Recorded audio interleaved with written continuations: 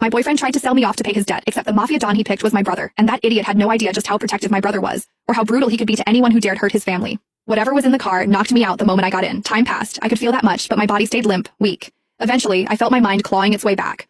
Not fully, but enough to hear. Miles was on the phone. First call, he was yelling at someone for pushing him to repay a debt. Then the second call, it was a call to his mother, telling her he wouldn't be making it to Christmas dinner. The third call was different. Miles's tone dropped, soft and submissive. Sir, I know it was generous of you to let me leave and try to gather the money I owe the casino, but I still couldn't come up with everything. So, like you said, I brought my girlfriend tonight. Maybe we can try that thing you mentioned, handing her over to your Don. He hesitated. I'm willing to do whatever it takes to clear my debt. A pause.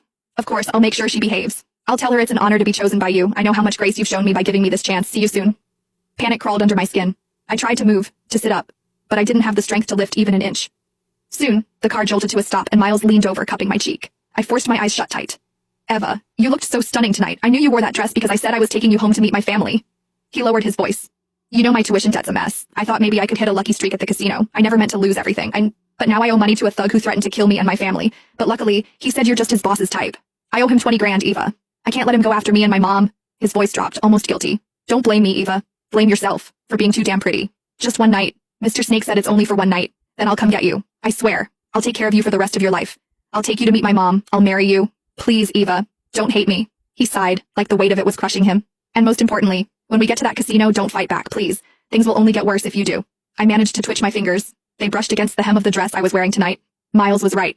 I'd put it on just because he finally invited me to spend Christmas with his family.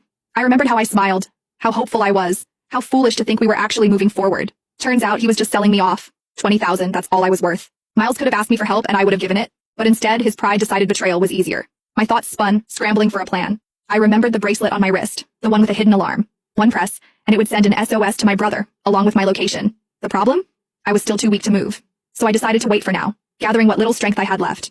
Whoever this boss Miles was trying to hand me off to, if I had the chance to mention my brother, they wouldn't dare touch me. And if that didn't work, I still had the bracelet. A few minutes later, the door opened beside me. Rough hands pulled me out of the car.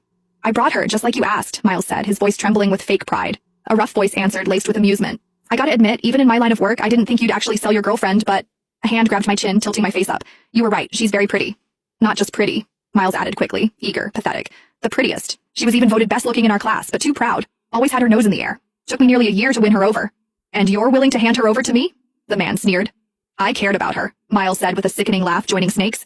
Just not as much as I care about myself. Besides, look at that body, and her fingers. She's a pianist. Real flexible too. If you catch my drift, she'll make your Don more than happy. The men around us laughed, crude and revolting. If our Don is pleased, your debt's cleared, the man said coldly. Thank you. Thank you so much, Mr. Snake.